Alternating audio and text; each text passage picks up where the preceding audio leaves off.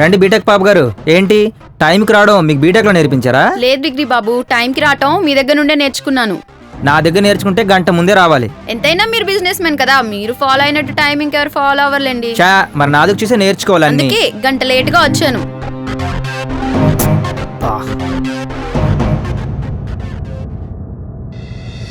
అది కాదు బుజ్జి. ఏంటి కొత్త డ్రెస్సా?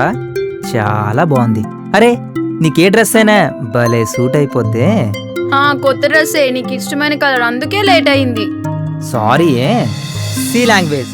C is a programming language which is used for the software development. Okay, then what do you mean by a software? One is application software, one more is system software.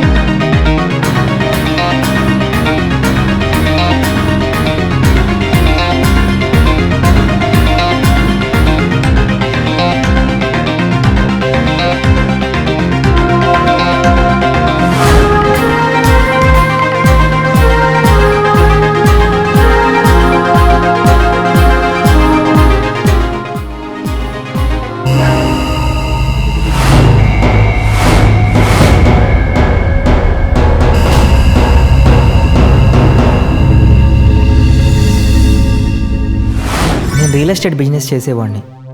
నా దగ్గరకు వచ్చిన clients చేత డబ్బులు invest చేయించి ఆ డబ్బులతో flats కొంటూ అమ్ముతూ ఉండేవాడిని.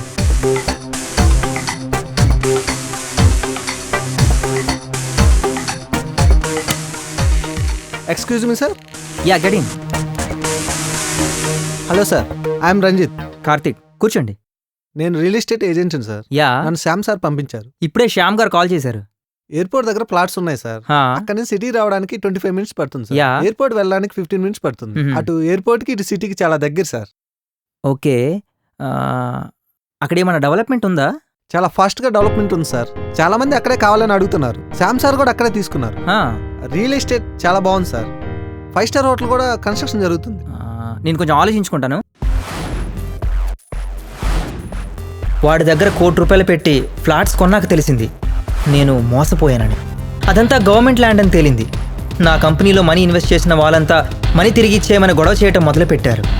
ఇంతలో గాయత్రి ఫోన్ చేసింది.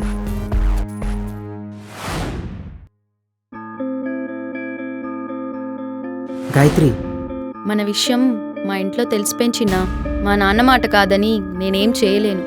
మనం ఎక్కడితో ఆపేద్దాం. మరి నా గురించి ఏం ఆలోచించవా? నాకు నీకన్నా మా నాన్న ఎక్కువ చిన్నా. సారీ. గాయత్రి,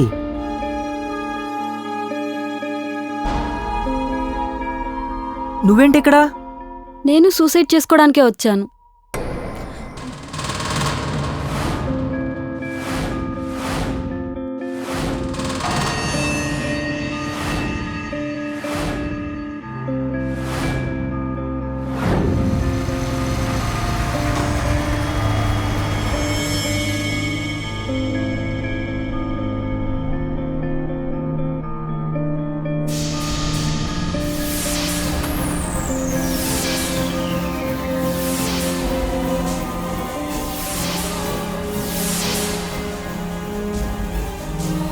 జరిగింది తెలిసాక సునీల్ నాకు అండగా ఉంటాడనుకున్నాను. కానీ అతను ఇంకో తోడిని వెతుక్కున్నాడు. వాళ్ళెవరో చేసిన తప్పుకి నువ్వు చనిపోవాలనుకోవడం కరెక్ట్ కాదు. నీ ప్రమేయం లేకుండా జరిగిన దానికి నువ్వేం చేస్తావు? ఇద్దరు నిన్ను మోసం చేశారని నిన్ను నమ్మి డబ్బులు ఇచ్చిన వాళ్ళని మోసం చేసి నువ్వు చనిపోవాలనుకుంటున్నావు. అది కరెక్టా? కరెక్ట్ కాదని తెలుసు, కాకపోతే నాకు ఇంకో దారి లేదే. దారి వెతకకుండా అన్ని దారులు మూసుకుపోయి నువ్వు అనుకుంటున్నావు. అన్ని దారులు మూసుకుపోయిన నాకు జరిగింది రేపు ఈ సమాజానికి తెలిస్తే నేను బ్రతకడం కష్టం. అందుకే వీళ్ళందరికీ దూరంగా వెళ్ళిపోదాం అనుకుంటున్నాను. సమాజం కోసం నువ్వు బ్రతకట్లేదు, నీకోసం నువ్వు బ్రతకాలి. ఎవరో ఏదో అంటారని తప్పు లేకుండా చనిపోవాలనుకోవడం కరెక్ట్ కాదు. ఏదైనా ప్రాబ్లం వస్తే ఎదిరించాలి, పోరాడాలి. అంతేగాని ఇలా చనిపోవాలనుకోవడం నాకైతే కరెక్ట్ అనిపించడం లేదు. నువ్వు చెప్పింది నిజమే, కానీ ఇప్పుడు నువ్వు చేస్తుందేంటి? నీకొచ్చిన సమస్యను ఎదుర్కోకుండా పారిపోతున్నావు.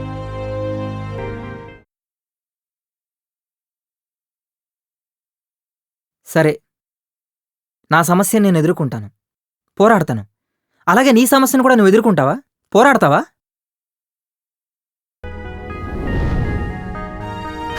సరే, మనకు ఎదురైన సమస్యను ఎదుర్కొందాం, పద.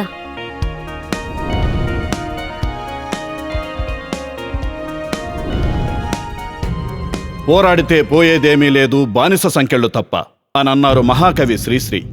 కానీ మనం మనకెదురయ్యే చిన్న చిన్న సమస్యలకు కూడా చచ్చిపోతే ఓ పనైపోతుంది అనుకుంటున్నాం. చనిపోతున్నాం. ఒక్క క్షణంలో కలిగే ఆలోచనను ఆచరణలో పెడుతున్నాం. మనకెదురయ్యే సమస్యలను ధైర్యంగా ఎదుర్కోవాలి అని చెప్పడమే మా ఈ చిరు ప్రయత్నం.